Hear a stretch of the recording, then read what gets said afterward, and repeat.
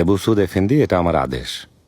এই ব্যবসায়ীকে বলুন এই পবিত্র রমজান মাসের সম্মান যেন অক্ষুণ্ণ রাখা হয়, রাজধানীতে প্রজাদের যেন কোনো অসুবিধা না হয়। আইন অনুযায়ী বেচাকেনা চলবে। ধার্য করা দামের চেয়ে 1 দিরহামও বেশি আদায় করা যাবে না।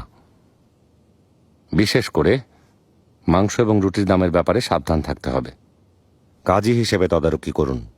যেসব ব্যবসায়ী চড়া দাম আদায় করবে তাদের চিহ্নিত করে কড়া শাস্তি দেবেন। আপনি নিশ্চিন্ত থাকুন জাহাপনা, এই বিষয়ে আমি বিশেষভাবে তদারকি করব। তাছাড়া কাজী এফেন্দিকে তো প্রাথমিক নির্দেশনা দিয়েছেন। ঠিক বলেছেন মহামান্য পাশা। রুটিগুলো এদিকে নিয়ে এসো, দেখি কেমন বানিয়েছে।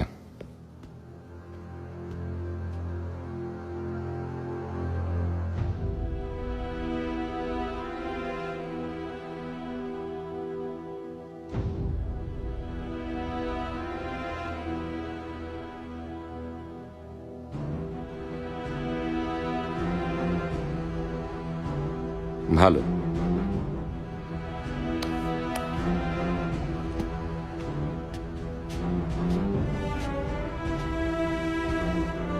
রুটির কারিগররা ঠিক এই ওজনের এই রকম রুটি তৈরি করবে।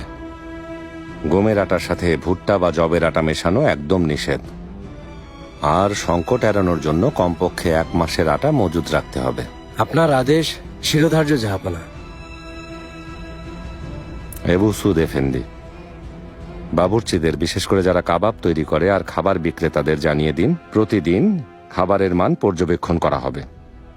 ব্যবহারের পর থালা বাসন একবার ভালো পানি দিয়ে ধোয়ার পর দ্বিতীয়বার সেই পানি ব্যবহার করা যাবে না। জবাই করা পশুর মাংস বিক্রি করতে হবে, আর জবাই নিয়ম অনুযায়ী করতে হবে। জাহাপনা, আপনি এতটাই বিস্তারিত নির্দেশনা দিয়েছেন, এরপর আমাদের আর কিছুই করতে হবে না। এই দায়িত্ব সবার আগে আমার উপরে বর্তায় হোজা চেলেবি। যদি আমি প্রজাদের সুবিধা অসুবিধার কথা না ভাবি, আমাকে আল্লাহর দরবারে তার হিসাব দিতে হবে।